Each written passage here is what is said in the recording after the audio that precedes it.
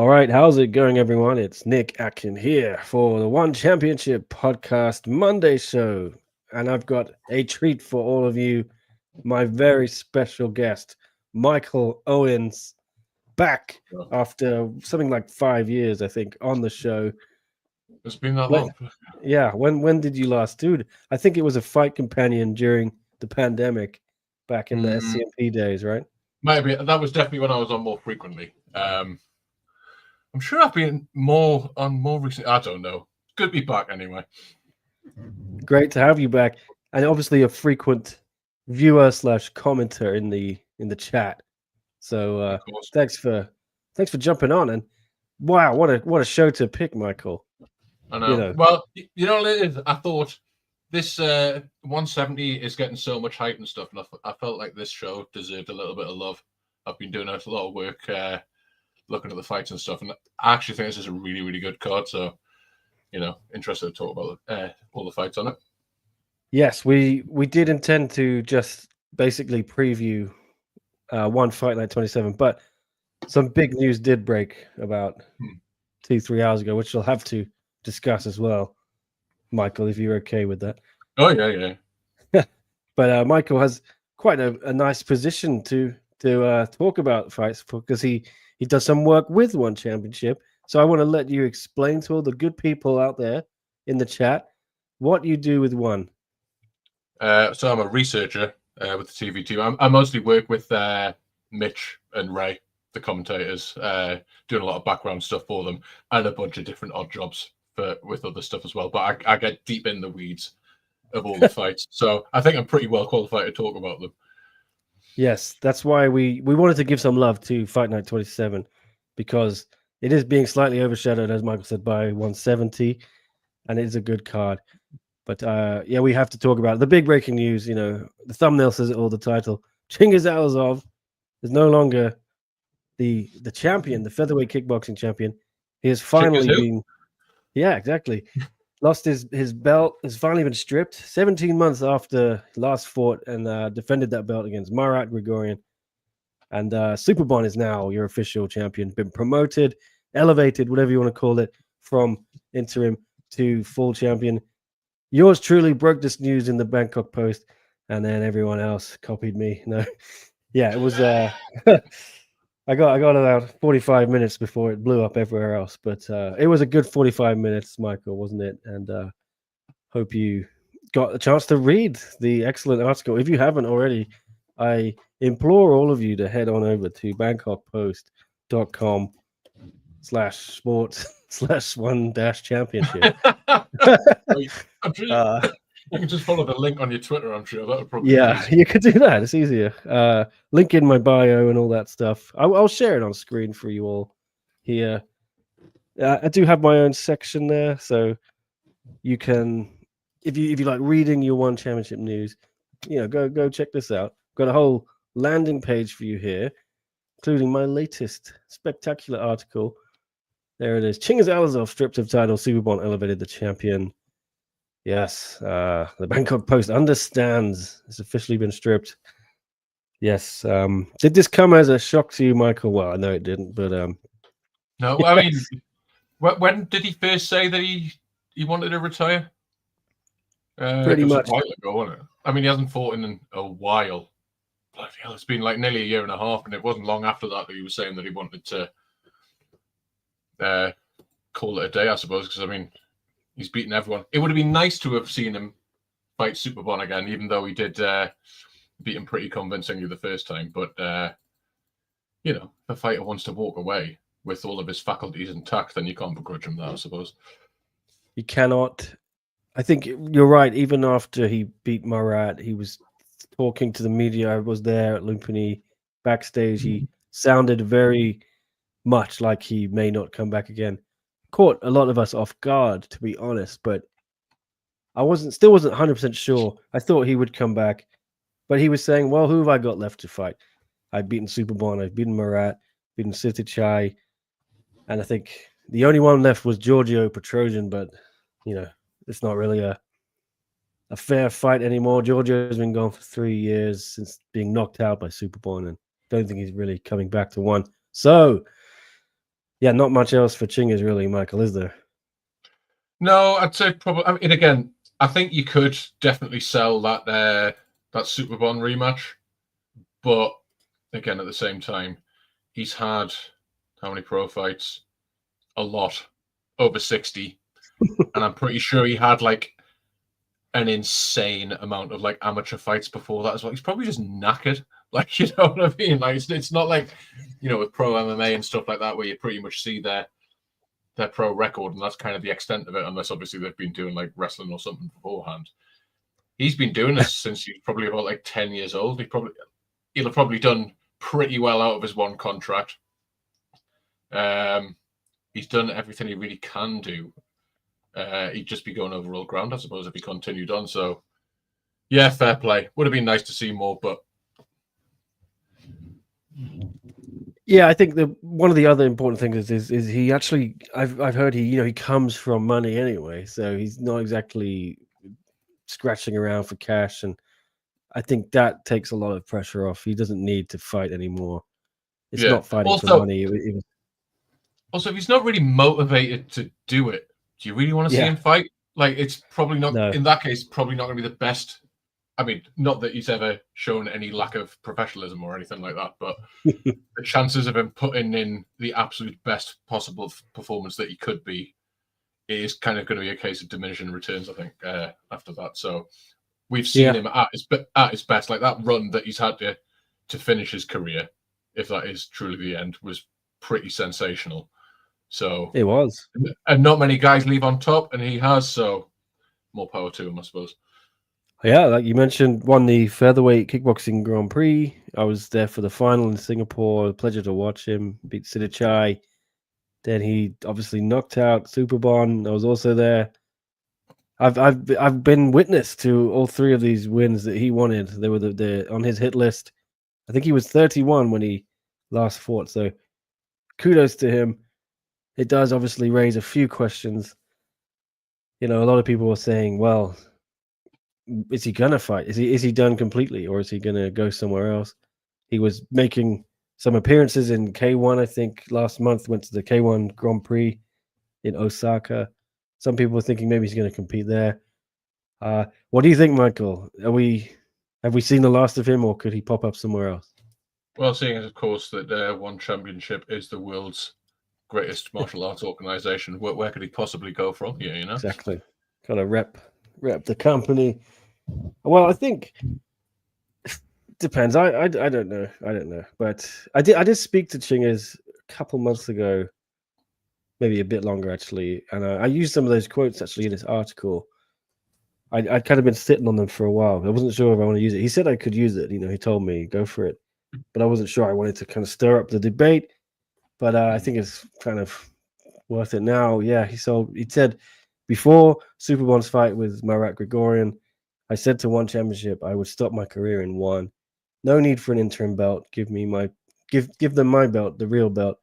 But I don't know. They have another situation. They say, come fight, come do this. But I only fight for my legacy. I don't fight for money. I like only one fight with Giorgio Petrosian, but he's not a real fight now. We're training every day, but maybe we'll stop our real career. And also, I told him, Superbon had said he was running away after Superbon beat Joe Natawat. And he said, I don't like to talk on the internet. Basically, said, I'm not running away. Yeah. So maybe that there is a little bit of heat there. He said, basically said, if you want to do it, we can do it. But I don't think he needs to do it. He's proven everything. But I'm sad. Yeah. I think, Superbon does well in rematches, right? We're about to see another one against Prajanchai. I would have liked to see how Superbon handled it. Yeah, maybe if it was an early morning card. Superbon has said he wasn't at his best. Sleepy Superbon wasn't a mythical fighter. Yeah, perhaps if we did it in an evening, who knows, Michael? It's hypothetical, isn't it? Yeah, I mean, Superbon has adjusted pretty well in the past. If you think about it, he was knocked out by Chai, and he was knocked out by Grigorian, but adjusted amazingly well to beat those two twice more. So he is a guy who's got a history of making all the adjustments that he needs to do. So again, like I said before, it would have been nice to maybe see that. But again, it's also nice to see as well. Allazov as well. He's not leaving with any like kind of bad blood towards Warren or anything like that. He just wants to call time on his career, and I think kind of they seem to have sort of eventually respected that wish. So it's kind of okay. He doesn't mind giving up his belt. His belt's been given up, so I guess everyone just has to move on from there. Yeah, the thing I also reported in this article, Chingiz is under contract till 2026. So one of the key details I think maybe that's been looked over here, one are welcoming him. They say, my source said, even when Allazov is ready to compete again in the future, he would be welcome back to one. So they're not closing the door on it. And I feel they're not trashing him on the way out. They're not burning him. I think Chatri's seemingly been hesitant to A, grant Chingiz his release, and B, kind of slaying any mud, because I think he respects Chingiz. He knows how popular he is too, and very good fighter, obviously. So he's tried his best to bring Chingiz back, even dangled another featherweight Grand Prix, but it just hasn't worked. Michael, has it? Yeah, I mean, they've just done everything they can do to make him fight, but I guess you can't force anybody to do what they don't want to do. They're well within their rights to kind of keep him under contract, but again, that doesn't seem to matter to him. Like, he seems pretty happy to just like kind of walk off into the sunset. So I wouldn't say everybody's happy, because again, one want to give the fans the fight that they want to see, which I guess is the Superbon fight. But again, if Chingiz isn't interested in it, then what can you do? Yeah, I think he has responded somewhere. Perhaps it was on Instagram. So I'm gonna try and find that. But plus, also any kind of comments about he's scared to fight Superbon again or whatever. I mean, it surprises me that Superbon has said that, because like he's usually a pretty considered guy with stuff. Like, I remember when he was talking about Petrosian, he said Petrosian was scared to fight him, and like you could kind of like see a way why that could be the case. I mean, I don't think Petrosian was scared of anybody, but it seemed like he was trying to avoid the Superbon fight. You could kind of like find a route to that. I'm sure Allazov's not going to be afraid to fight someone he absolutely murdered, like in the second to last fight. You know what I mean? Yeah, I think he's fine. And in his last 3 fights, where he beat 3 guys who had been ranked as the pound for pound #1 kickboxer. So, that's taking fights against those 3 guys who were all still fighting pretty, if not at the peak of their powers, pretty close to it. Doesn't strike me as a fearful man. No, I don't think he's. I think even what he told me in the article, he said, maybe I like to run. Maybe I will run faster to him. I run very good, but I fight better with more power now. But now the game is not my game. I've changed my life. If he respects me, I respect him. If you don't respect me, I smash everybody. No problem. What a gentleman. But obviously, very dangerous man. So that is that. I'm going to just say hello to the chat. Thanks all for tuning in. Nick Lakekin. Yes, the Chandy. I was late. Sorry. I was an hour late, actually. More than an hour. Went out to dinner, and Michael was very kind to wait. I think it actually worked out for you. You had some work to do, right? I mean, I'll be going back to work after this as well. So either way, it's just, same.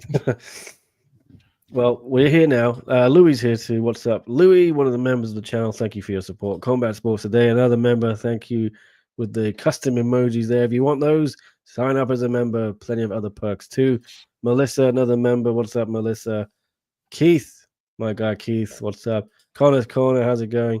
All the members in the house and a few other regulars, such as Nick Scoey. How you doing, Nick? Hope you're feeling better, mate. Prajanchai taking that title from Superbon. Well, yes. Do you think Prajanchai may come over to? He was talking about kickboxing, and I think that was one of the fights people were saying maybe Chingiz might stay around for, was the Prajanchai fight. But do you think now Prajanchai may say if he beats Superbon again next this month. Perhaps he may go and try and get another belt himself. There's a lot of moving parts. You can't imagine that he would be crossing over to kickboxing if he doesn't beat Superbon and defend his title coming up at the end of this month. You would guess that there would be a third fight if that was the. I mean, depending on how it goes, that's definitely possible. Like the first fight was very competitive throughout. So, although I'd probably favour Prajanchai to beat Superbon in a rematch, I guess just like it's certainly not impossible that Superbon could win that fight. Gregorian's still making a lot of noise about wanting another fight with Superbon. Not sure how willing one would be to make that fight, but there is that. And then got a couple of other guys in the division coming through as well. In kickboxing, although you would think that Prajanchai would probably be at the front of the queue of contenders for that. Although the other thing is as well, he's still got a Muay Thai belt to defend as well, of course. And there's contenders coming through there as well, so you might have other things to worry about instead of going and fighting Superbon yet again for a kickboxing belt. Well, one just loves doing the 2 belt things and the 3 belt things and the 2 sport, the 3 sport, the 4 division. So I could see it happening if he does beat Superbon again. And I think Tetsuya pointed this out on my Twitter that the timing of it may not be all that, with Superbon becoming champion, perhaps they're using it as a marketing tool to promote this big main event, Impact Arena, as, champion versus champion. They already could have done that, but it's, interim champion, right? It sounds a little bit better, champion versus champion, right? Indeed. I mean, I guess they could have done that before now, but yes, it is certainly a compelling promotional line. Yes, I'm sure it'll play well in Thailand, but I'll go back to the chat very quickly. Just say what's up to anyone. Superbon is talking too much recently, says For Lua. What's up? And Michael looks like the hipster Ellis Barboza, according to the Shandy 98. Oh, ouch. I quite like Ellis. He's very, very, I think he looks cool. So does Michael. Keith Larimore. So I wonder how hard one's trying to get Giorgio back. That's the only one Chingiz wants. I think they've given up on that, Michael. I don't know. You may. That's above my pay grade. Yeah, but I mean, he's fought 3 times since his last fight in one on his own show. I mean, I don't know if he's still under contract or whatever, but again, Chingiz kind of, based on your interview, he kind of only seems about kind of half interested in that. I think he would have liked a fight against Petrosian in his prime, but maybe not 39-year-old Giorgio. Is he 39? That's how old he is? Yeah, something like that. Let's make it just official. What is he? Okay. Yeah, just into 39. So yeah, if it was the Petrosian of old, I think there would have been again, if that was the thing that was going to keep him around and he was still under contract and he was the defending champion, then they might have been able to work someone out. But again, Chingiz doesn't even seem to be all that fussed about that, to be honest. So no, and the last time Chatri mentioned Petrosian, I think it's when I asked him, and he said Giorgio Petrosian was having nightmares about Superbon, and it sounded quite harrowing, to be honest. I can't remember the exact quotes, but it was. He was saying, I really want Giorgio to come back, but he's still so messed up from that KO. It was a bad KO, and I can see why he wouldn't come. Yeah. Anyway, John James, hello, Grand Rising, everyone. It took one FC long enough to do this. Yeah, it has been a while. Prajanchai Rex Superbon, says Nick. Oof, big prediction. There seems to be a few of these people like very definitively predicting that Prajanchai is going to win this fight. I mean, again, I'm not saying that they're wrong, but like it's not as if he absolutely blew Superbon away the first time they fought. Yeah, he didn't blow him away at all. I don't think he's gonna beat the brakes off him at all. I think I'm predicting Superbon to win, actually, because of his historic rematch, as you say, his ability to make adjustments. He always performs better in the rematch. and he's been on fire, to be honest. Ever since that loss to Chingiz, he's just gone up and up and up. Even the loss to Prajanchai, he still looked great. Yeah, there's certainly some adjustments he can make as well. Like I seem to remember he had a pretty slow start in that first fight as well, and probably dropped like maybe the first couple of rounds when he was still sort of like adjusting to what Prajanchai was doing. I still think after that, like Prajanchai was still kind of just a little bit one step ahead.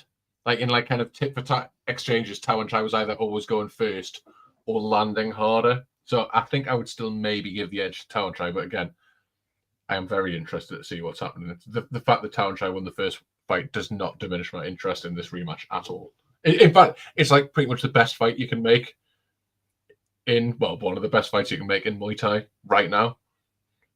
So it is. Well, I've got to shout out Rui Botello's in the chat. Your old mate, Michael, Rui. yes. I showed Rui a picture of you two together at a show in I think, where was it? Was it it was Nico Carrillo and Stevie Irvine's home show. It was so Nico fought, well, they both fought Rui's training partners. Rui was the head coach for them too. It was in Scotland in 2019.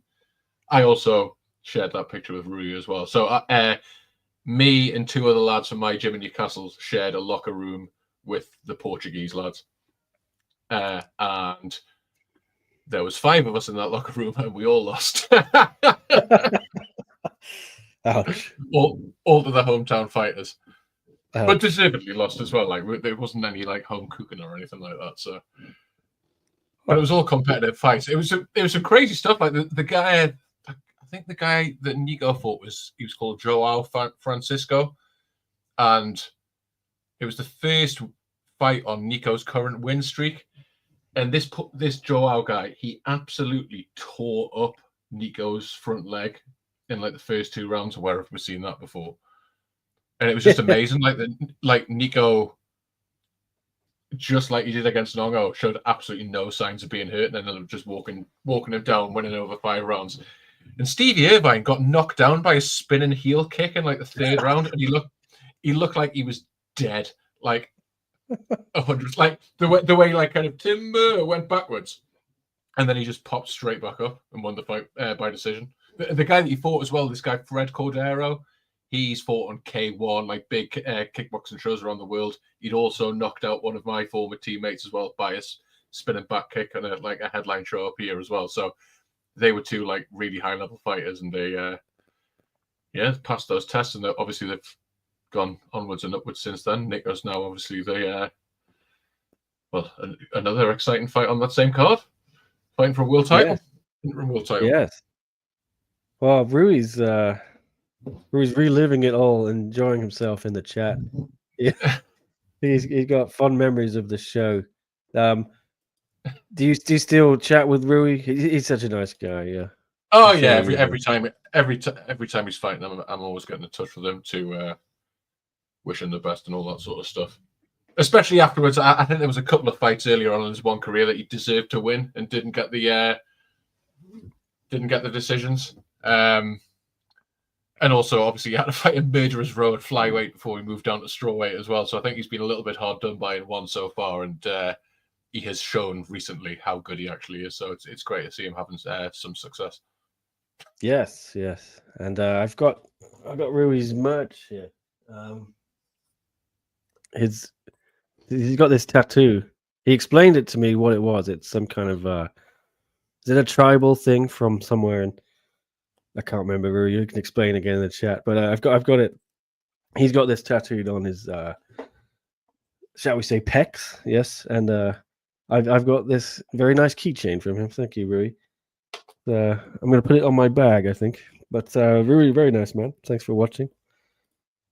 Where is it from? Bornen. Okay, I have no idea. He told me all about it before. I still haven't tried it. That's supposed to say Borneo.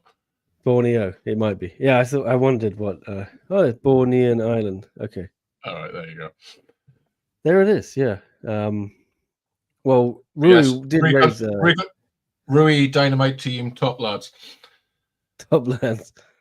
Yes. He raised a good point as well. before we hit this preview, I did want to touch on Prajanchai and Ellis as well quickly. They announced that fight for Fight Night 28, I think, in February. Rui, I want your thoughts on it. It is your division, obviously. Who do you think is going to win? And Michael, I want your thoughts on it. What do you think? You know, when I first heard that Ellis was going to fight for the title, I was pretty surprised. But actually thinking about it, it's a great fight. Like, obviously, you've got to make Prajanchai the favorite because, you know, he's one of the best pound-for-pound fighters in the world. He's came back from that unexpected loss and looks as good as ever. But Ellis is going to give him a fight. You've seen him go toe-to-toe with Thong Poon, which, although I think Ellis and showed that he was a better fighter than Thong Poon, that was definitely not his like easiest path to victory in that fight. But he still like kind of beat Thong Poon at his own game, beat Alif. So yeah, a worthy challenger and should be a great fight. Yes, a bit of trolling or hatred from the critics on social. Some people weren't happy that Ellis got this fight off the Alif win, which was very close, a split decision. I had Ellis winning that fight, and two judges did as well. More importantly, yeah, just about. It was close, but still a very good win. And obviously, some people were upset because he did beat Thong Poon on his debut just over a year ago, but then it was overturned to a no contest, I think, because of a positive drugs test. So some people unhappy, and other people thinking that Prajanchai is ducking John DiBella. But it sounds like DiBella is going to be getting an interim title fight with Sam A. So is all well that ends well, Michael? Yeah, I'm sure as long as DiBella's fighting often and fighting big name fighters, he's going to be happy. You beat Sam A, you'll get that fight back against Prajanchai eventually. Yes, so I think that fight's probably going to land in Tokyo or Saitama, and maybe Qatar. Who knows? But very happy with that. But there were a couple other fights I think they announced today. We could talk about that later. But I think we want to get into them.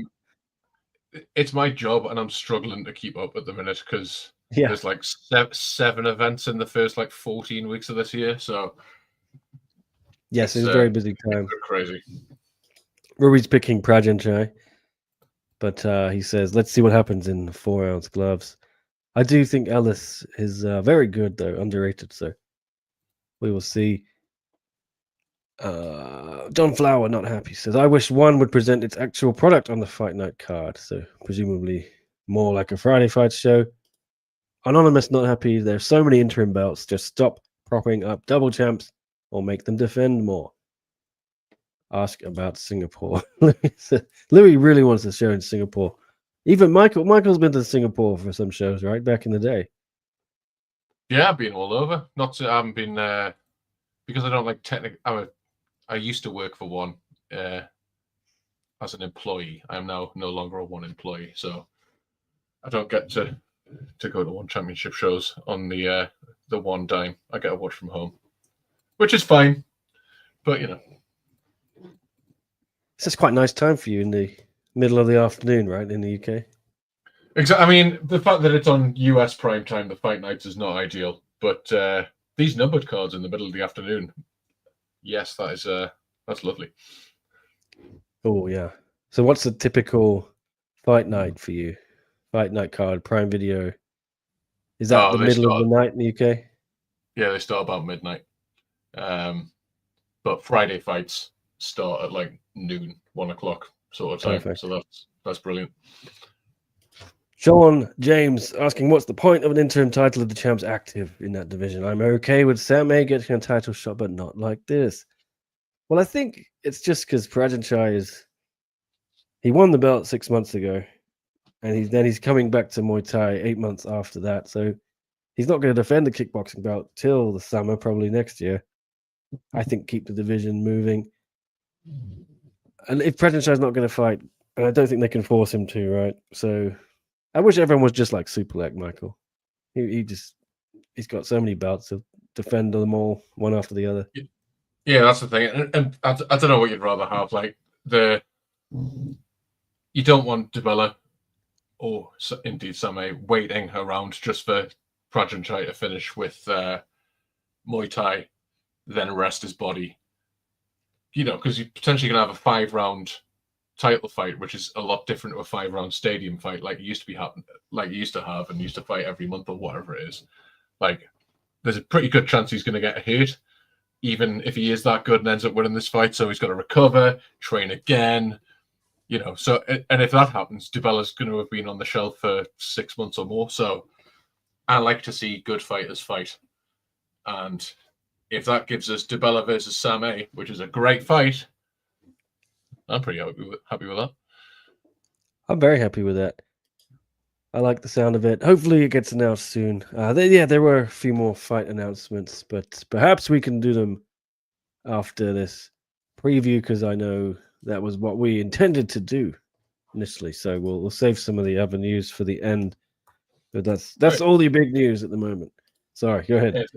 If the followers want to talk about anything else, then I suppose that's. Oh yeah. Well, they're always throwing stuff out, so I'll go into the chat. Here we go. From Anonymous. Superlek will become a once-a-year fighter soon, I'm sure. I don't know. I doubt that. I think he's going to probably end up with at least one more belt if he retains this one. I could see him going and trying to win Haggerty's kickboxing belt if Haggerty still got it after February.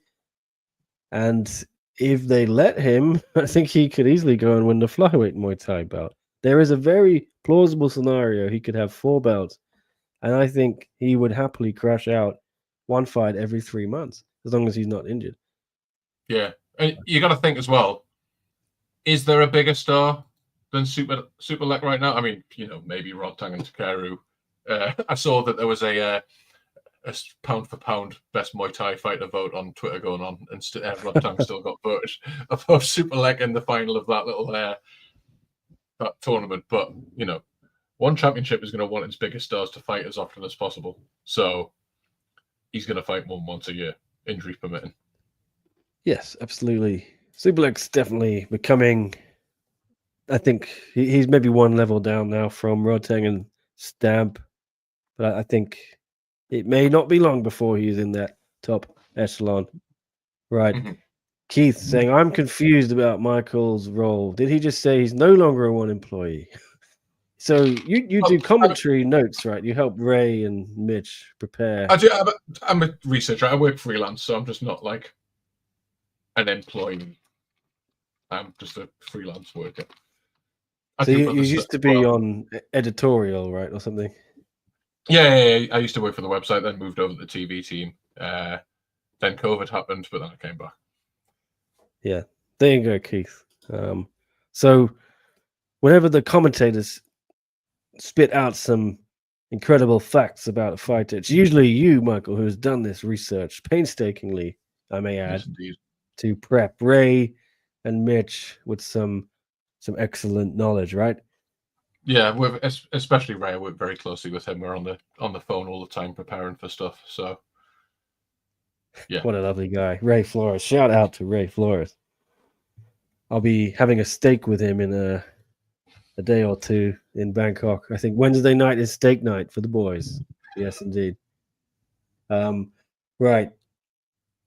Nick's asking, does Haggerty come back in Muay Thai and where? Well, eventually, yes, he will. But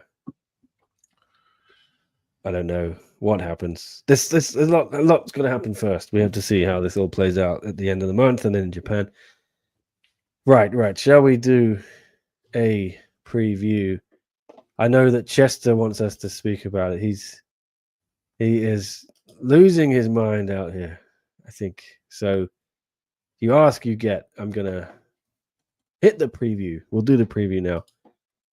It is a good card. We want to give it some love, so I'll put it on the screen. Michael, what stands out to you as your fight of the morning, shall we say? Kulab Dam versus John Lineker, I think. I didn't realize it was co-main, right? Until today. I mean, I guess it's going to be there's no way it's not entertaining. You know what I mean? I guess yeah. you know, they don't want to. They see. Oh, we'll get to the main event, Chester. Don't worry. I just have to say, I think this is more exciting. But I think the main event is going to be very exciting as well. But So yeah, there's no way Kulabdan versus Lineker is going to be anything but an absolute riot. I can't wait to see it. I'm not sure how it goes at all, to be honest, but I can't wait to see it. I'm just intrigued that it's the second. Not I thought it'd be third from the top, but it's sandwiched between the two title fights, and it similarly to what happened with the last event, the Christian Lee fight went on, and before that you had Kong Torney and Nakrobe, I think, after the grappling title fight. So I feel like one is strategically placing a fight they know will keep the crowd at Lumpini kind of hyped and eager to stick around. Well, they are to in watch. Thailand, so it makes sense, I guess. Yes, I think it makes sense. Yes, I'm not knocking this. I think it's a great strategy. Yeah, and it's quite smart, to be honest. Yeah, it's just a little weird. I'm traditional, and I like to kind of have all your title fights, your big title fights at the top of the card. But I'm just splitting hairs. So let's go to that main event. Chester is very eager to talk about it. Tankai versus Akbar Abdullayev.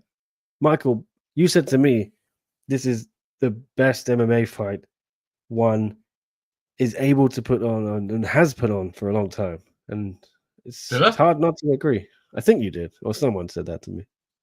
I don't think I did, but it is. Someone did. It is very exciting.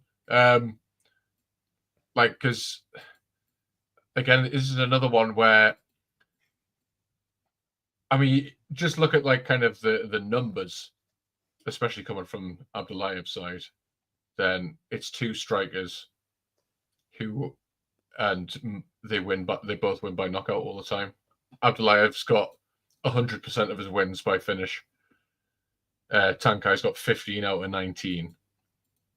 And although Tankai can be kind of a little bit more elusive, I think that has partially become a little bit more kind of prevalent in this game because he was fighting Tan Lee, who was also kind of an outside fighter and all that sort of stuff. But I think this one, Abdullayev is going to force the issue a lot more. And yeah, I think it should be a proper stand-up battle. Because I think as well, like even if one of them tries to use their wrestling, and they are both good wrestlers, I don't think either man's been taken down in one yet. So if someone does decide to wrestle, they probably are gonna have a hell of a job getting to the ground. And yeah, like I said, both guys got extreme knockout power in their hands. They do indeed. Akbar has finished Halil Amir with a spinning back fist, I think it was, for his last fight. He also beat Aaron Kanate. There was another win in there somewhere. He's looked very good. Yeah.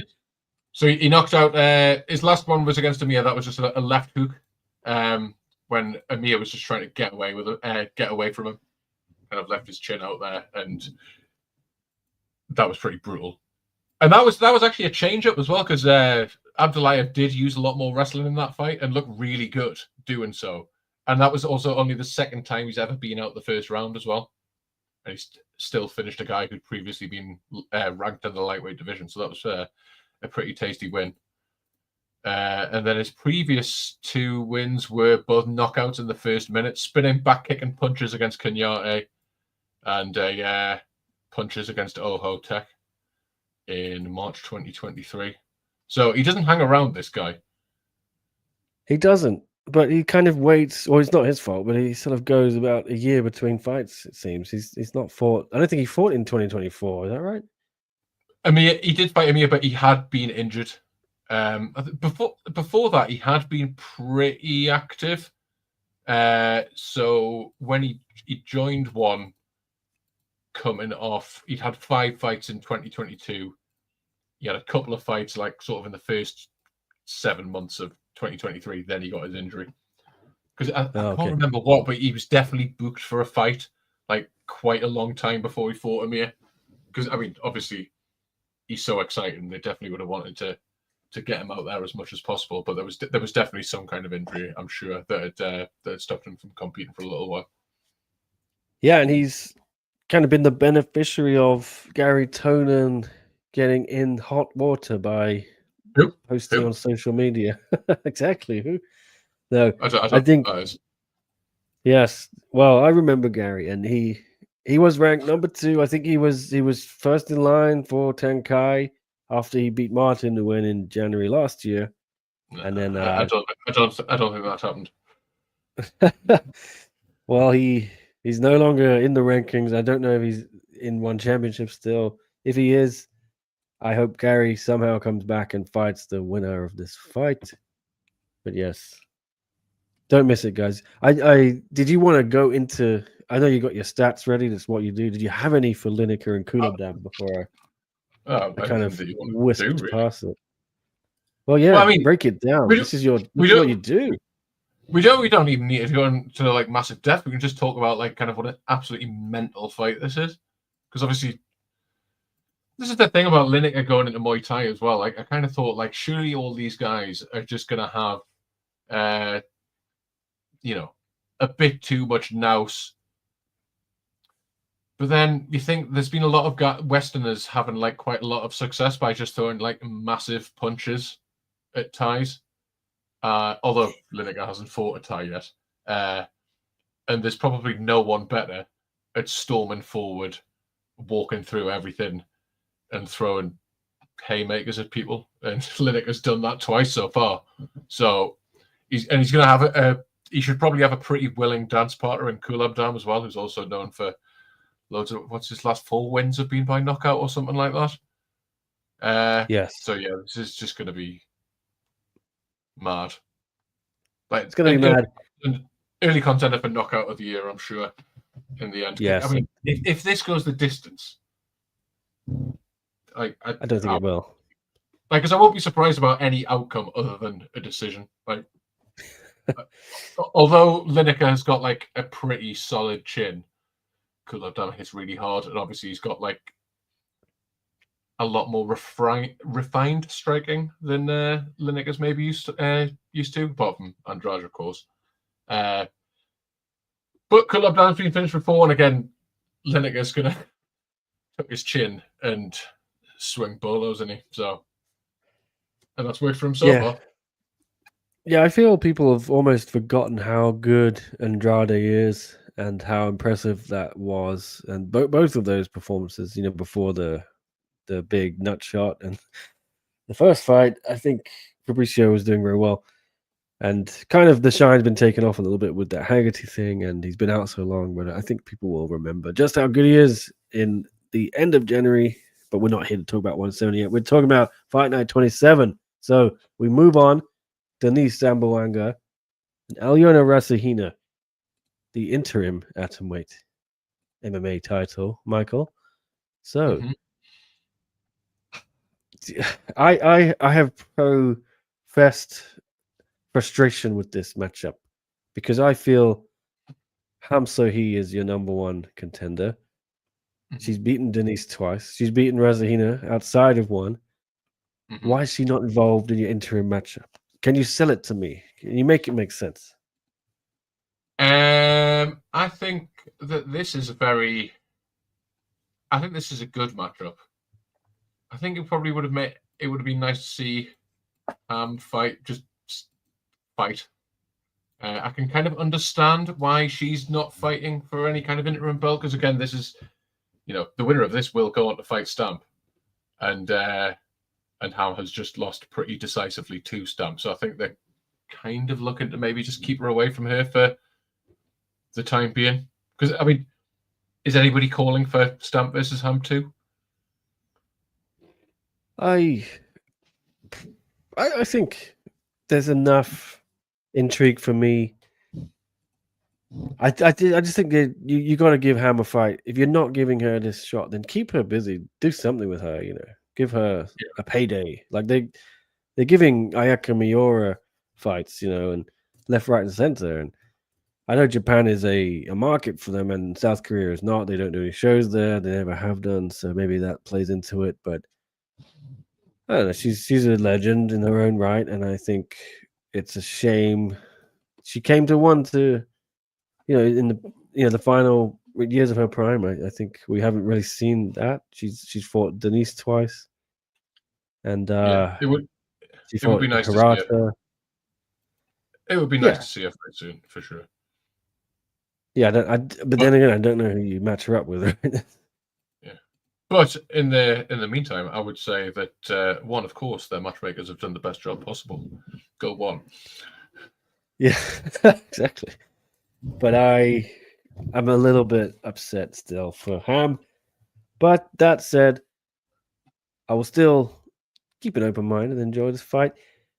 I think Denise will win it. Some people think that she is cursed though and will not make it there. Yes, she's had a few things go against her. She seemingly had a title fight with Angela Lee all booked. Then Angela Lee got pregnant. She had a title fight with Stamp booked for March in Qatar, and that fell through. Then in June it fell through because Stamp got injured. Will it be fourth time lucky, Michael? This fight's going to happen, right?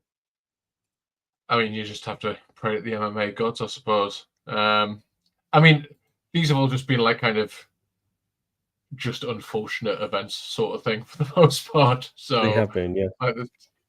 So yeah, it's a shame that all that has happened to her. But like, I mean, I think she's even said in an interview she thought she was cursed, but she's just sort of like. But yeah, she's no, she's got. I think it's actually a pretty interesting fight as well, because I think maybe in the past I would have picked Rasahina to win, but she's been out for that long. Yeah, it's really hard to be confident about picking her. But she looked. I actually think she looked better in her second fight against Stamp, even though she lost that. Because against Stamp in the first fight, she pretty much lost every second of that. Well, not every second. She was losing that fight up until 7 seconds to go, and until she submitted Stamp. The second fight, I think she gave Stamp a much harder fight than a lot of other people thought. I mean, I think Stamp won the fight, but it was a split decision in the end. And she was a lot better on the feet than I would have thought she would have been. I think because Stamp's takedown defense and submission defense had, for the most part, been surprisingly good the first time around. She's got a lot of finishes. And again, I'm not sure. Like, it's an interesting matchup for Denise, so I don't think it's absolutely nailed on that Denise is going to win this fight. I'd probably make her the slight favorite, but again, intriguing to see what will happen as well. Because Denise, when she's like kind of firing on all cylinders, is really entertaining. So agreed. Yeah, if we can get them both at the peak of their powers, then I'm hoping this should be pretty exciting as well. There is a storyline there. Denise, has the friendship with Stamp and the title fight that fell through. Like you said, Rasahina has shared the circle with Stamp twice already. They have one win apiece. So if she wins, it's a trilogy. I could see why they've made the fight, yes. Just feel a little bit bad for my Ham, my South Korean veteran, Hamdale Silva. Feel a little bad for it, but I hope she fights again soon, because she is also exciting. So she is, yeah. But we move on. A few people, I'll go to the comments. Anonymous says Rasahina got robbed in the second fight. I don't know how Denise beats that version of her, unless there was some weird judging. There you go. Denise, yeah. Game plan is wrestling and some boxing. Rasahina has high level BJJ. Is Jingna not able to make atomweight this year? Vegan says, sure she would, but they don't seem to want to use her. I don't know. Maybe they're keeping her for Stamp's return at strawweight. They want to have that fight, which was going to be in Denver. Who knows? Right. I shall move on down the card. Luke Lucy and Cody Jerome, featherweight Muay Thai. The chef is back, and Cody he does actually have a face. He's not just a shadow He does. monster. Yeah, I've seen it. I don't know much about him. I'm gonna let Michael tell us all. So he won the Road to One Canada tournament in Canada, surprisingly enough. Yeah. So he kind of sees this as a kind of who's the best in North America sort of thing. Yeah, and again, I'm not quite sure what to really expect from Jerome because he has looked pretty. The fights I've seen, he looks pretty good, pretty exciting. He's on a 6-fight win streak, and then BC. He's on a six-fight win streak. 4 of his last 5 wins by knockout. And he is an exciting fighter. And also, when have you ever seen Luke Lisi not be really, really exciting? The thing I would say about this is a step up in competition for Cody Jerome. I don't think he's fought anybody either as technically good or as dangerous as Lisi is. Because I think Jerome, in some of the fights that I've seen, has perhaps made kind of life a little bit too hard for himself.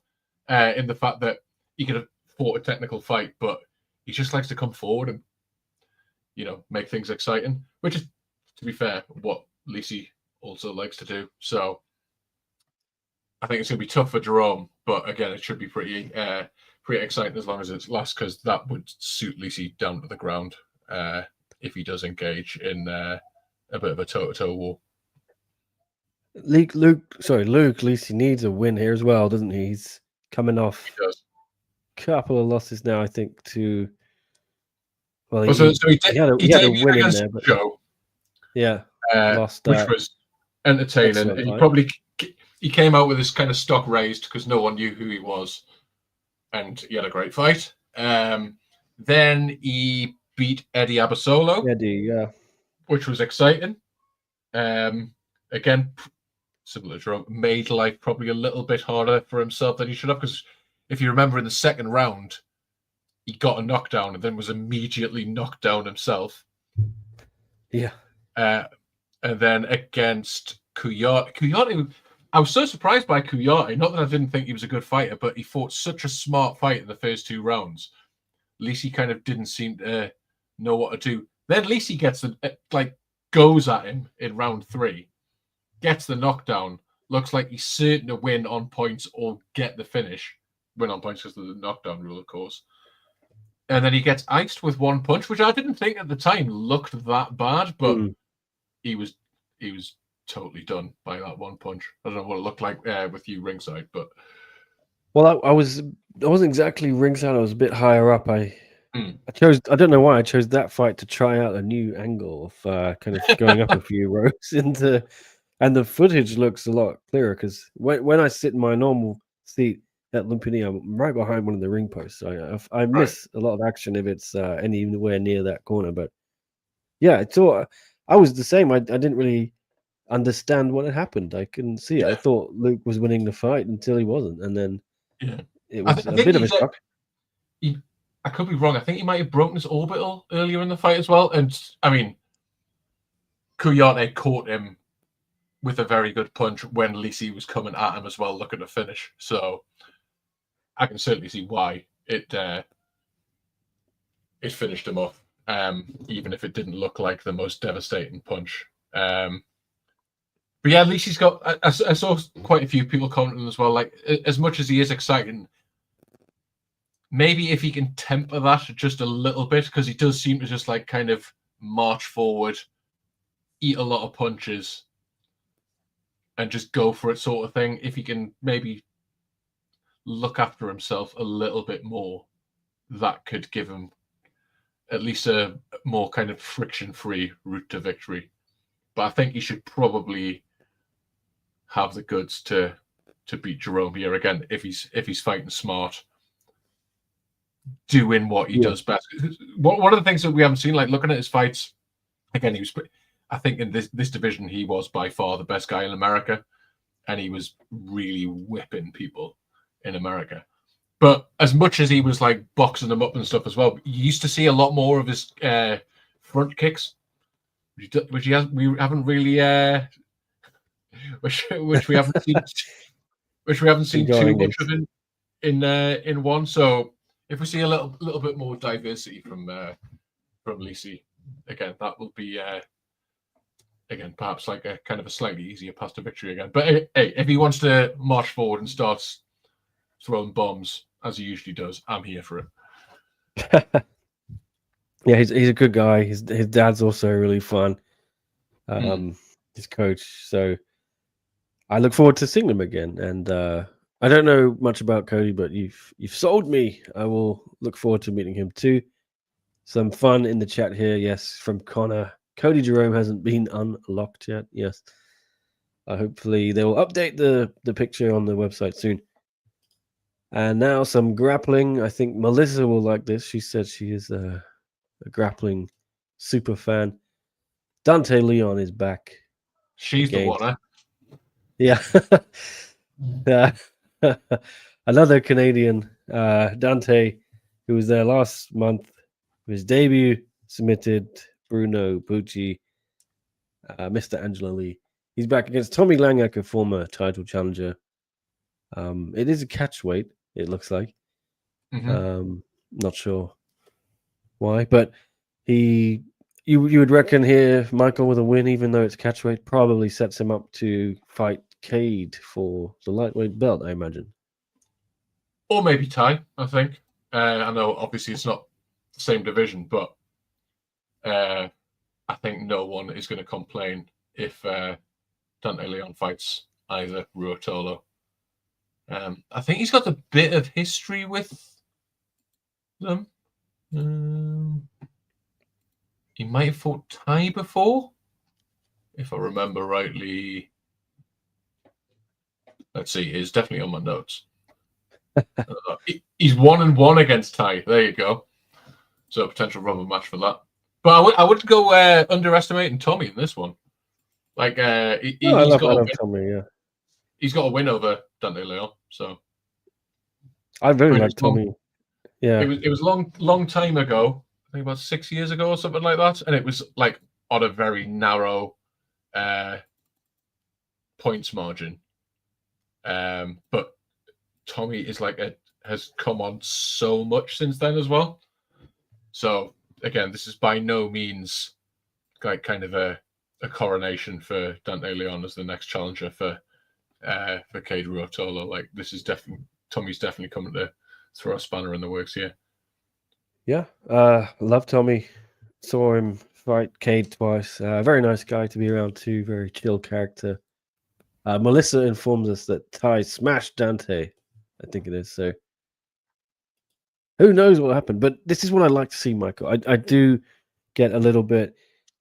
What's the word? I don't hate on the grappling, but I just want to see more of this kind of matchups. I want to see two very qualified people from the whatever you call it, the circuit, who deserve to be at the top. I don't want to see a Dante versus an MMA fighter, you know what I mean, or Tommy versus a Muay Thai guy. I want to see. I know one championship's all about like mixing up the martial arts, but I want to see this, and I think it's interesting.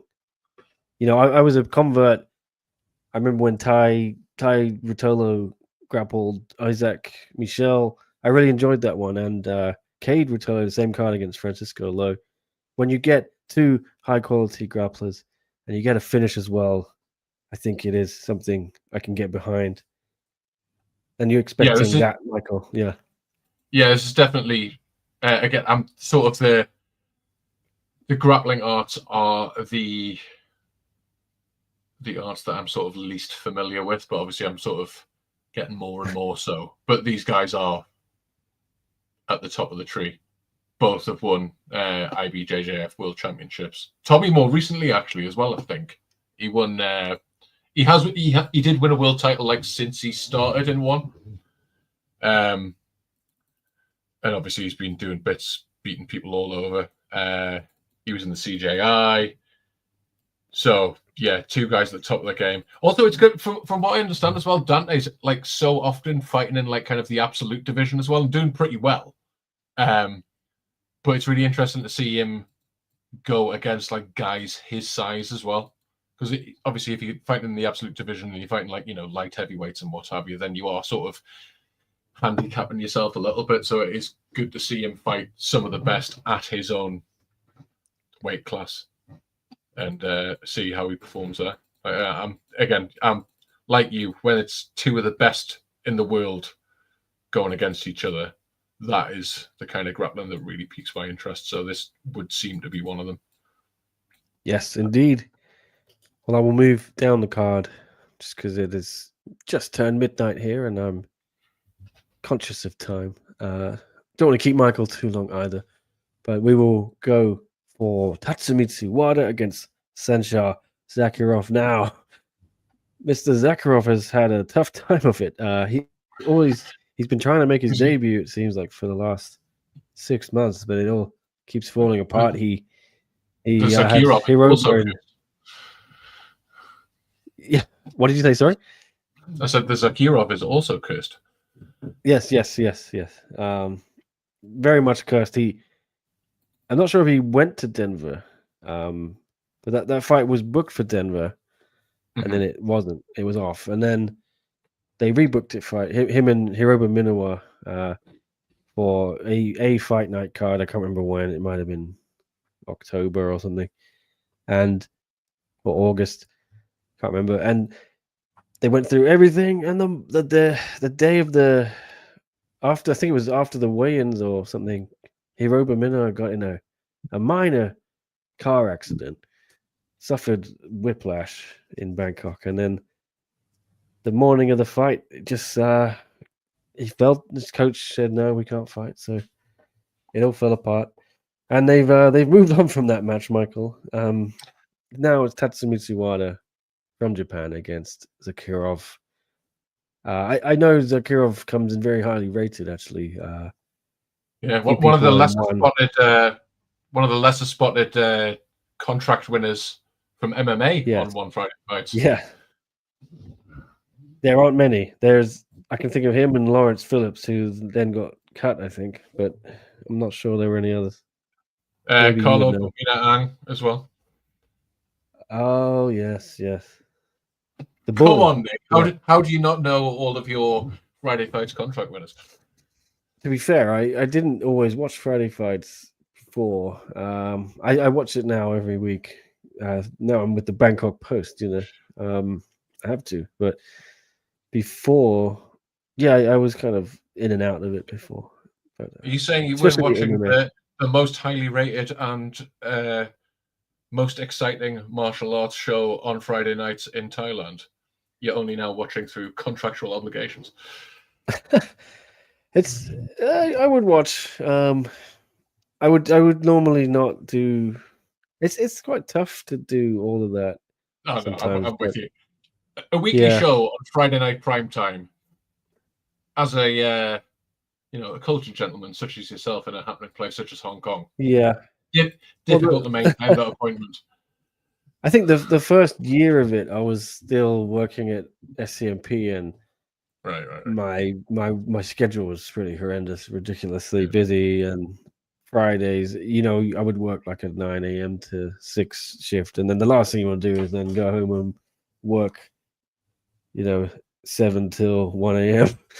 on top of that. So I just didn't really watch it for like a year. Yeah, I mean, it's brilliant for the UK because it's especially for people such as myself who get to work from home, because like I said, it starts at, depending on daylight savings time, starts at either 12:30 or 1:30 in the afternoon, and then that's your Friday afternoon entertainment. Yeah, it's brilliant. Obviously, it helps when part of your job is to keep up to date with everything One Championship, so it's required viewing, but it is exciting as well. So it is usually 3 or 4 or 5 or 6 or 7 people are getting their block knocked off at some point during that show. So definitely worth tuning in for. Yeah, I was really missing out, and I think there were a couple times I went to the stadium and watched it when I was in Thailand for fight night events, and I always enjoyed it. And I wished, part of me was like, I was quite sad that I wasn't able to cover it more often, and I'm glad I get to do it now. And I'm going to more and more of the events. Before, if I was there, I would sometimes just say, you know what, I'm going to try and get a early night. We've got to be up at 5 a.m. tomorrow for the fight night card. So I'm not going to go to Lumpini on Friday night. Now I just do it and I suffer and get my 3 hours sleep. But it's fun. I'm enjoying it. And you're right. It is excellent. And I'm glad I'm watching it now. That was quite a tangent, but yes, Zakirov, yes.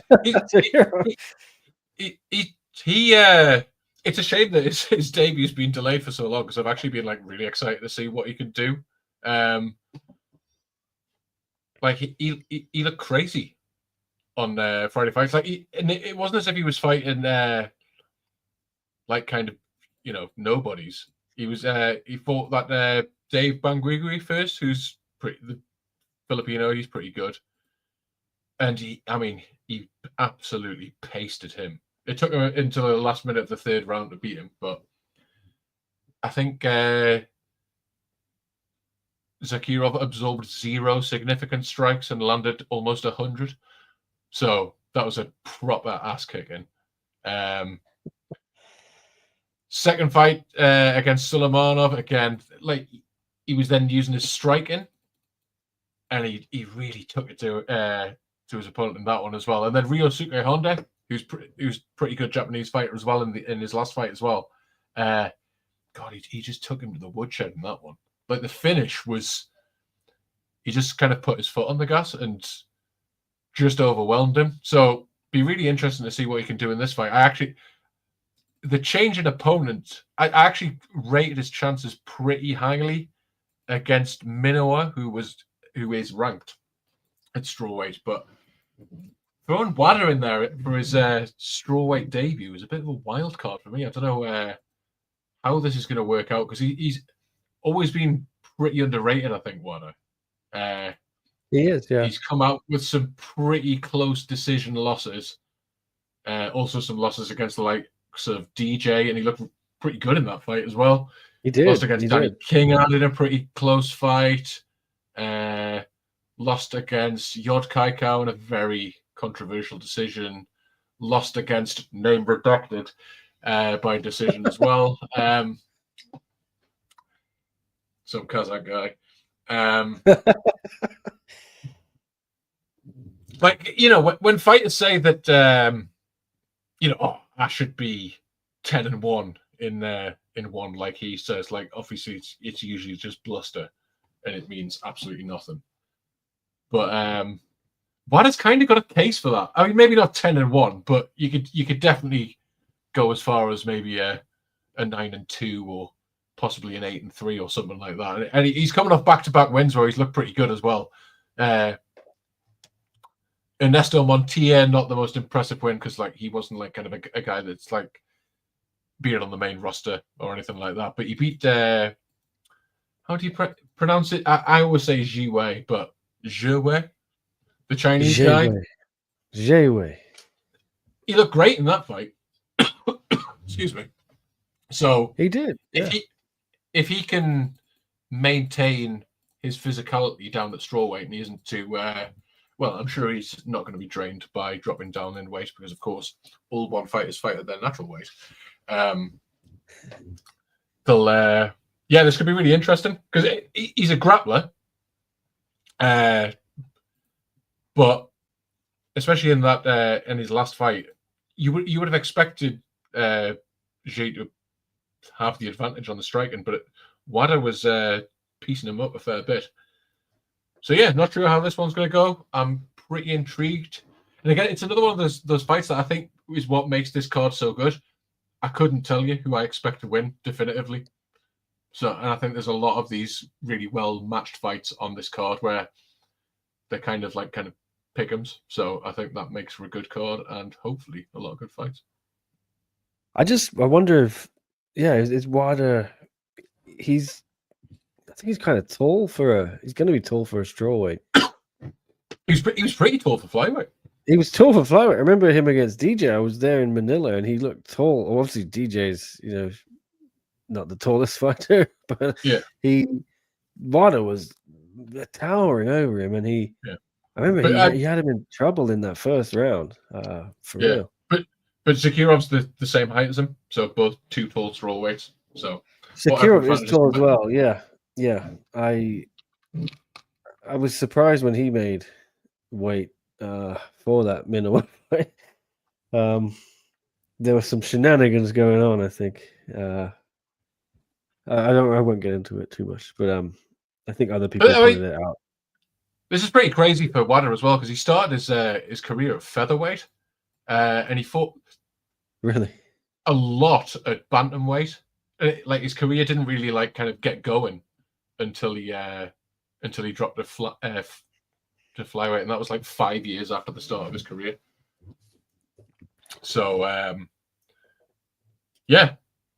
now if this is actually his natural weight, then maybe we can expect even better things. So, like I said, he's won 4 of his last 5 now.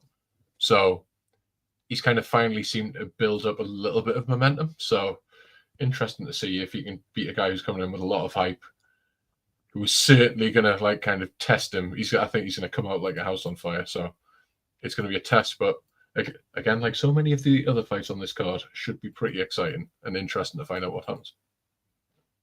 Yeah, I think he's very underrated. Wada, nice guy too. His resume is incredible. Yeah, you look at everyone he's fought, and we'll see. Yeah, I just think Zakirov. They're very high on him. I know they think he might be a future champion, which be good news if Jared Brooks or Joshua Pasio, whoever wins that fight, they'll probably have a new challenger soon. I imagine if Zakirov wins this fight, they may fast track him up there.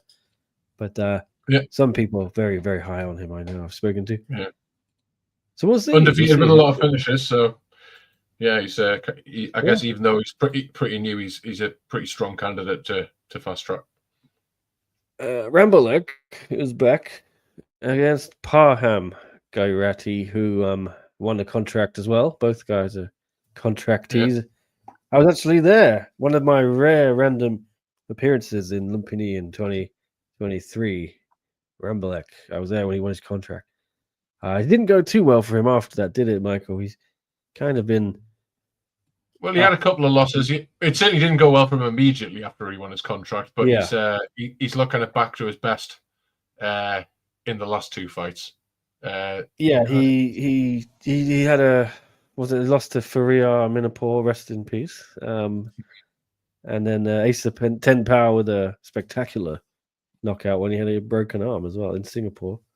But as you said, he's put it back to back wins now, right? Yeah, he's beat Sona Sen, the Turkish guy, in Friday fights, unanimous decision. I think he was kind of like playing it safe a little bit in that fight, which you can kind of understand because he was coming off 2 losses, especially the 10 power one, which was pretty scary. And then he looked great against Craig Coakley, who I think people are maybe not giving him the credit he deserves for that as well, because obviously Craig Coakley hasn't won in one yet, but he won Rota 1 UK. And I'm not just saying this because I'm biased and I'm from the UK. I think the Rota 1 UK tournaments have probably been about as strong as anywhere in the world, including Thailand, I would say. There's a lot of really good talent in the UK right now. Coakley got through that. And Rambo looked brilliant. Hurt him quite a lot and looked pretty safe. And Coakley had missed weight as well. So he was fighting a bigger guy, longer, and Rambolek was fighting. Technically, he was getting aggressive as well. One of the things I've heard recently as well, because I think he'd worked with JP Gallagher after the 10 Pow fight. Don't think he works with him anymore because that was when JP was at Sword Japan. But since then, he's picked up some stuff off him, and now he's actually started to do things like strength and conditioning. Like kind of all the Western stuff that like the Thais never really bothered with before. He said he's been working quite a lot on things like strength training, improving his speed, and that kind of stuff. And I thought his last fight was really, really good. Yeah, he's been Parham, with Note. This guy Note, who's also with Kong Torney, S&C coach, and they're both using the Peter Miller condition nutrition. So interesting. I think Rambolek is definitely, like you said. It's interesting you say that.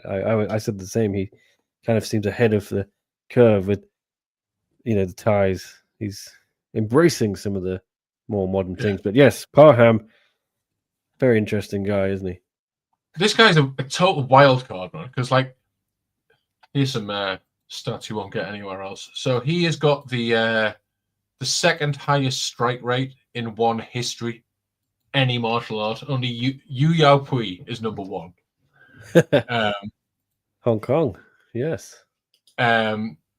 He does absorb quite a lot of strikes, but his output is so massive.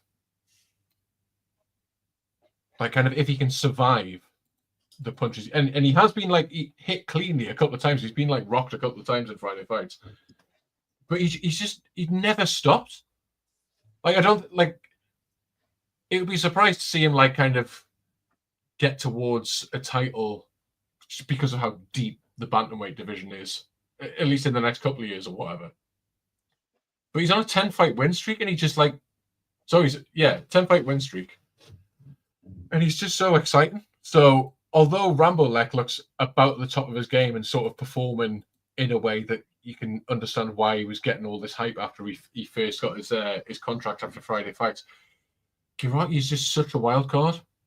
And again, he's another guy with a load of knockouts. He's won 4 of his last 5 by knockout. Won 4 bonuses in Friday fights as well. Again, he's kind of, although I don't think he's kind of refined as some of the guys in Friday fights, he's got that kind of style that has given some of the more technical ties a lot of problems in one so far, which is basically just bulldoze forward and throw as many punches as you can. Excuse me. He's got a lot of knockout power, and again, bit of a pick 'em fight for me.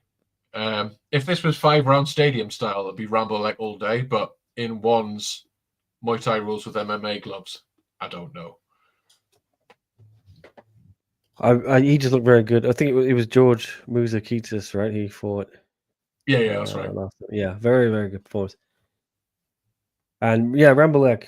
Let's see if the resurgence continues. But anyway, I shall. Potential fight of the night, that one, I think. Yeah, it could be. It could be. Aaron Kanate against Enkorgel Bataku. EO is standing in for Big Tim Nasty, who sadly I was intrigued to see Timothy Nastyukin at the age of 30 something, whatever, making his featherweight debut after retiring on the back of 3 or 4 bad knockouts. So a shame not seeing that, but I do like EO and I do like Aaron. Aaron has had a couple of losses, a couple of very tough opponents. I think this is quite sink or swim for him, isn't it, Michael? Yeah, I think so. I think he's kind of admitted that much himself. It's obviously he should have a size advantage, but again, Enkorgel is one of those nutters who just will fight anytime, anywhere. He's coming off that win against Carlo, the Bull. I was looking back. He took that fight on 3 weeks' notice. And yeah, he's a madman.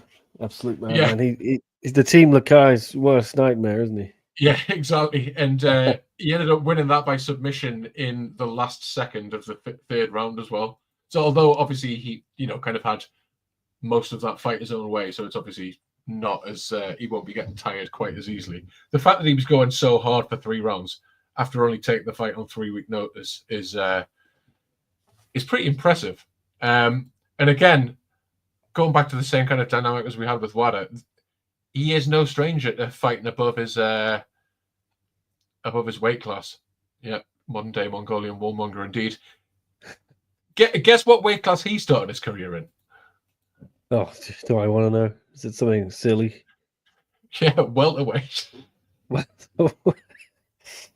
Wow. Yeah. Okay. So he had 2 fights at welterweight, won one, lost one. Then he had a fight at lightweight against remember Amasana Tsuguhu, who used to fight in one Yeah. for Edward Folio? Yeah. Lost to him by majority decision after 5 rounds. This is a bantamweight we're talking about.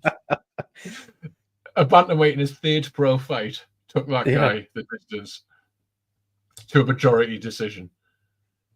And then he won 1, 2, 3, 4, 5, 6, 7, 8, 9 fights in a row. The first 4 of those were at featherweight. Then he went down to bantamweight. He's a monster. I love him. He's Yeah. Like, I think he looks like one of the least fun people to fight in the world. Because he just makes it so ugly, like getting in the clinch, changing levels for takedowns, and then he's a savage. Like, he's one of those guys that's how ground and pound should be done. There's no holding position from him. He's trying to hurt you. He uses knees to the head on the ground as well. What a guy. Yeah. I love him. I really do. And he's 36, but he doesn't like have that many miles on the clock in terms of his like pro MMA career. Like he's only had 14 pro fights, so he's in top nick, isn't he? Like he's so shredded. Absolutely. So, like he's obviously kind of a bit of a size advantage, you would think, because obviously Kenyatta is the natural featherweight. But I wouldn't be surprised if Bataku's not going to get out muscled, because he just looks so strong. He is very strong. This is crucial for Kanate. He got ragdolled by Akbar Abdullayev, and then last time out wasn't very fun for him either, was it? I mean, he was fighting Gasanov, which was a tough fight for him. Very tough fight. Yeah, he's not been losing against total scrubs or anything like that. But no, he did look a lot better as well. I know he'd been working at Phuket Fight Club with Leo Elias a lot, and had improved a lot. So we'll see how he does. But yeah, he's 0-2 in one. Yeah, if he goes 0-3, although there would be a lot more of a story behind this, if he goes to 0-3 against a guy from bantamweight who's coming in on short notice, that doesn't look great on paper. Again, there's a lot more circumstances behind that, and it's not as simple as that. That doesn't look great on paper, does it? It doesn't. So we'll see if Aaron can pull something out of the bag. Right. Last 2 fights here quickly. Chihiro Sawada against Mungbo. I hadn't realized how long she's been gone, right? When did she last fight? Miura. She lost to Ayaka Miura in November 2023. I remember this. They kind of Mengbo had been coming off a big win over. Well, yeah, she beat Olsim and then Cardoso, and she was kind of very close to a title shot. It sounded like, and people have been hyping up that Mengbo against Zhong Jingnan, and then Miura just completely stopped her in the tracks, as she does with everyone.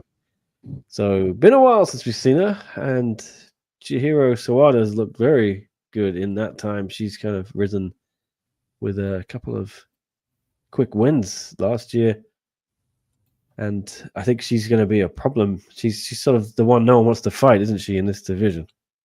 Yeah, I mean, fair fucks to Mengbo for taking this fight, because the way to beat Mengbo is to take her down, and you think that's what Sawada's going to try and do. Like, there's not a more credentialed wrestler, I think, in the division than her.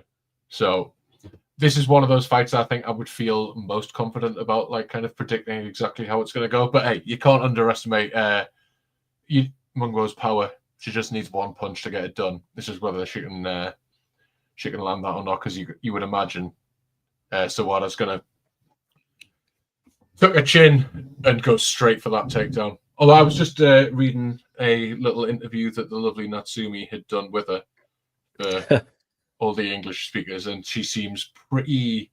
I mean, again, I know a lot of fighters will say this a lot, but she really wants to finish in this fight. I wouldn't say she's been playing it safe, but you know how it is. Like she's still pretty young in her career, and she's she's fought some decent opponents so far, Sawada. Obviously, Jihin was far more experienced in one than her, and Grandjean's got some skills as well. But I think she wants to make a statement. She wants to get on the Japan card as well. So she wants to finish in this one. Obviously, that's how you get bonuses in one championship as well. So I think she, rather than... Not that she is just like kind of got takedowns and held position or anything like that when she's been in one championship, but there'll be definitely a lot less chance of that. I think you could see her where you kind of go for it on the ground if she gets there and look for a finish.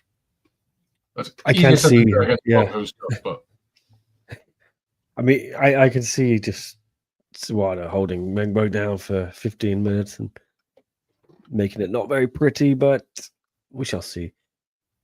This is a point from LC I hadn't considered, actually. Is Sawada the backup for the interim belt? Could be. You'd imagine she'd be next. If they're not going to go with Ham for anything, then Sawada's probably next. I think she's number 3 in the division. Or is LC referring to the fact that the interim fight is cursed and they might need a replacement on Saturday? Yes, indeed. The Zambawanga curse. Good to have some backup. Right. I mean, I don't know anything official about any backups, but yeah, that would make the most sense. If disaster does strike again, then you would imagine that they'll put Fitsawada into there. Yeah, and we kind of mentioned Mengbo without mentioning she is one of just 2 women, is it, to beat Zhang Wei Li? Yeah, her and that's Rose correct. Namajunas. Yeah. So, and again, like, not going to rule out a knockout win for Meng. I mean, I'm not going to say it's the most likely thing that's going to happen, but when she is on song, she's probably the hardest hitter in the women's divisions. I was trying to think about this the other day, like, apart from maybe Petjija in Muay Thai, and she is like a Muay Thai fighter. Yeah. I can't think of anybody else with like kind of such like legitimate knockout punching power of any division in one's women's weight classes. Yeah, I was there in Manila for the Gentleman Olsim fight. That was over in about 30 seconds. I think she just cracked her. They had to wheel Gentleman out. I remember it was a great finish. Impressive. Yeah. Even going back to like a first couple of one fights as well, when she was she beat Blast from the Past Laura Barlin and slightly more impressively Priscilla as well. She knocked her out straight away as well. So yeah, I remember she kept fucking around with the weight, and she kept missing, and then she went up to strawweight because she just couldn't make atomweight, and so I'm kind of worried now. What's going to happen? Hopefully, she's got some sports science behind her, but definitely before it was just a disaster. Is condition nutrition not involved? He seems to be involved with everybody else.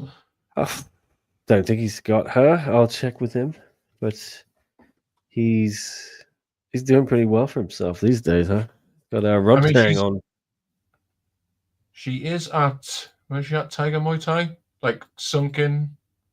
Most of the fighters fight out there. I think she's now with these. There's like a Chinese super gym that sprouted up in Pattaya, I think. Yeah.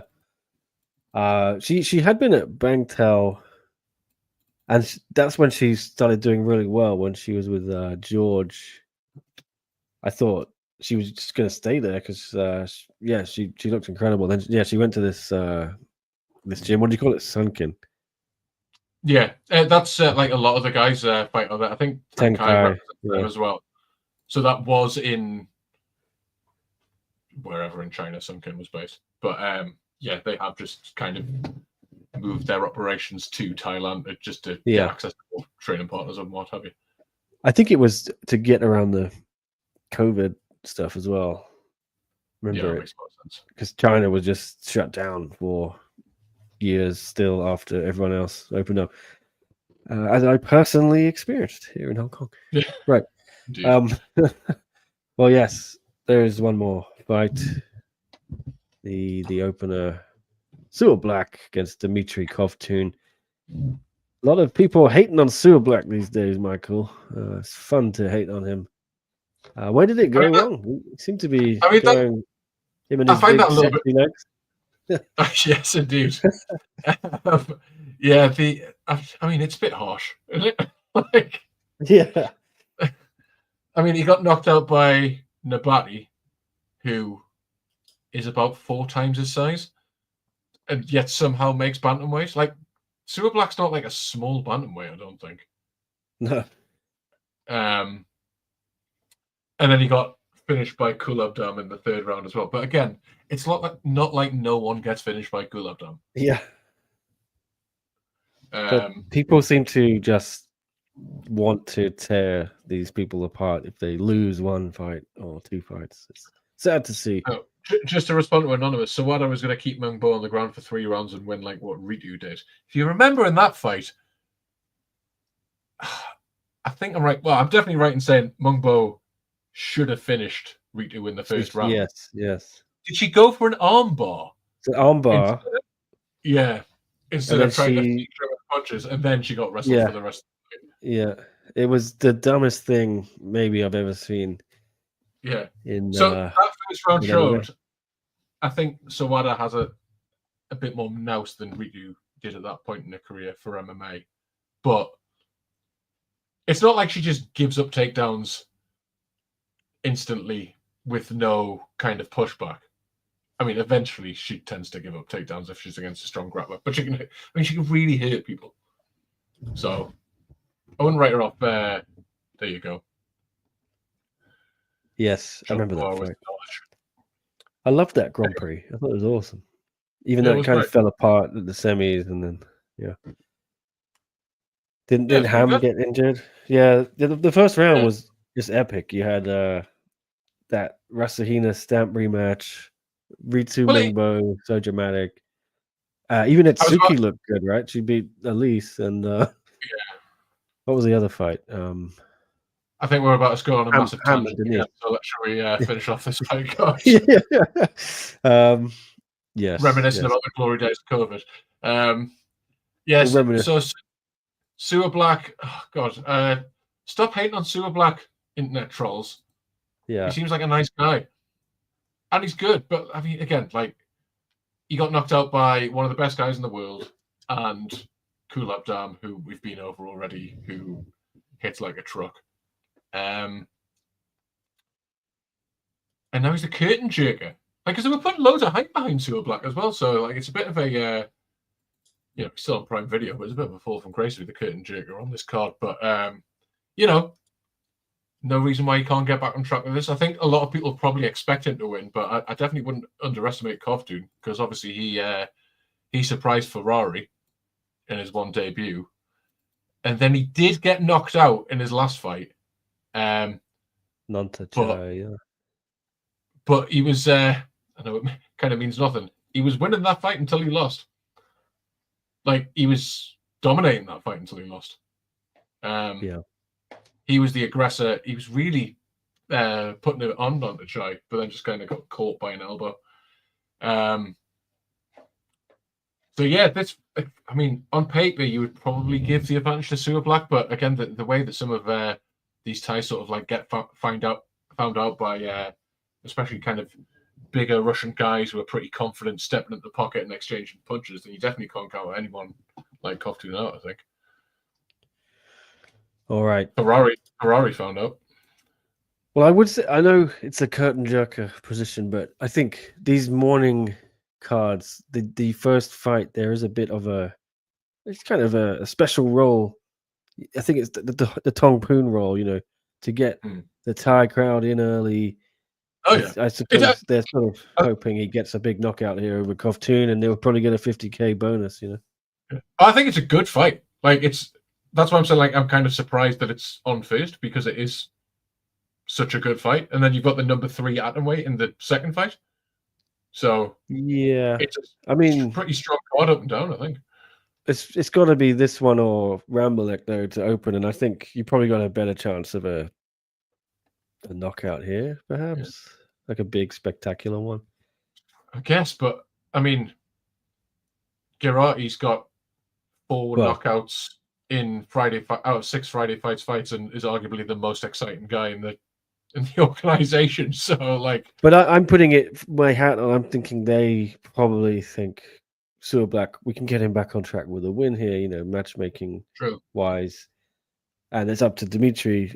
Dimitri is good. Obviously he's one of Tristan's guys, so I know just how good he is, and I was surprised he lost that fight. And like you said, he was looking very good until he lost it.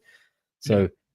Well, he definitely spoiled the party for Ferrari, because Ferrari had been looking really good up to that point as well. I think he'd won like 4 in a row or something after he'd been knocked out a couple of times. And yeah, Covington just fought a really, really smart fight. So he could do it again. He could. Well, that is the card. So I feel quite stupid now, because I was earlier trying to find Chingiz's reaction to all this stuff.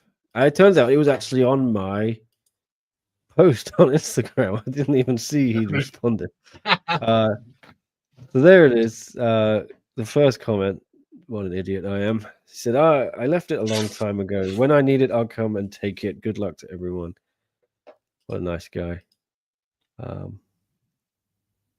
Yes. So there it is. That was Chingiz's response. There were a couple of other things.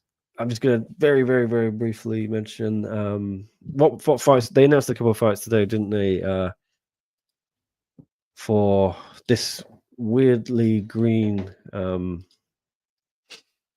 card. You know what I'm talking about. The Fight Night 28. Weirdly green. Yeah, it looks like DX from 1999 or WWF/E. Yes, they added Lito Adewang against Kaito Yamakita. So Jeremy Pakatu against Ibrahim Daouyev. I cannot pronounce it. And there may have been something else. I can't remember anymore. But those are all. I don't know if you have anything to say about those fights, Michael? Sorry, I was daydreaming for a second. Lito versus Yamakita, yeah, that's fun. Pakatu versus Daouyev, also fun. Haven't seen him in a while. He beat Abelardo in last year. Yeah. So yeah, they're fun. Shaping up that card. Again, as I was saying before, it's just kind of hard to keep up with all the stuff that's been announced, because it's relentless at the start of the year. Two events every month at the start of this year, I think. You got this fight, and then you've got 170, then you've got Fight Night 28 at the start of February, Qatar at the end of February. Then I guess there'll be a Fight Night at the start of March as well, Japan at the end of March, then a Fight Night at the start of April, and then I think I might be able to have a week off. But you've also, there's a tent pole, right, somewhere and all that in March, and there's a 100th episode of Friday Fights, I think, in February as well, which they're probably going to make a little bit of song and dance for, right? So, sure. I'm not sure it's going to slow down any time soon, which is good and bad. That's a good thing. That's a good thing. Yeah, I mean, luckily I don't have to put in quite the same amount of work in for Friday Fights, so there's other talented people there helping the commentators out for that one. Well, that about does it, everyone. And Jake Peacock against Shinji Suzuki in Qatar was also announced. But yeah, we've gone over the magic number of 90 minutes. Sorry, so I'm gonna wrap it up.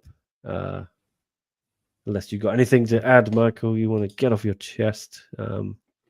No, not really. Enjoyed it. Just Newcastle United are the best. So, well, they're not the best, but they're doing all right. Well, yeah, very good. Alexander Isak is the best, I should say. Yeah, Isak is very good. Keith was. I forgot. Keith had asked you a follow up about your research process earlier. I missed it. Kind of. What is your? How do you get all this kind of information and dial it down, dilute it into something that Ray and Mitch can just regurgitate? I don't know. I watch a lot of fights. Mostly. I can tell. Very knowledgeable guy. Very nice Well, it's guy gonna too. be job. There's not many jobs where you get to do this. Just watch loads of fights all the time, so that's pretty good. Troll through stat. One have got some like stats databases and stuff, so I look at that kind of stuff. You can also talk to the fighters as well. So Yes. I tend to do that as much as I can, or ask our friends at One Championship who speak their languages to speak to the fighters in my stead. Again, the lovely Natsumi, the Thai team, all that The sort of lovely thing. Natsumi. Yeah. Ray Flores speaks very highly of you too. Well, as well, he should. First time I met him, he's like, "Oh, hey, this guy Michael gave me all your interviews." I'm not doing his accent very well, but it sounds like you had told him to watch a bunch of my interviews, before his first show to kind of get familiar with some of the fighters, which was pretty cool. Thank you. A few free clicks as well on YouTube. Is there any other news source that you would go to get interviews with One Championship athletes? I don't know. There's a few, but are they as I would fun? say none worth going as much as Nick Atkin's One Championship news. Well, thank you, and possibly Asian Persuasion, MMA if we're throwing Leon the bone. I miss Asian Persuasion. I did see Leon in Bangkok last time out for both of those events, so it was great to catch up with him. So it sounds like he's interested in coming back into the game, so maybe we'll see Leon ride again. He was on good form. I can't discuss all of the stuff, but Leon certainly enjoyed himself in Bangkok. You can tell me that off stream. Yes, I will. Some fun stories. Right. Thank you, everyone.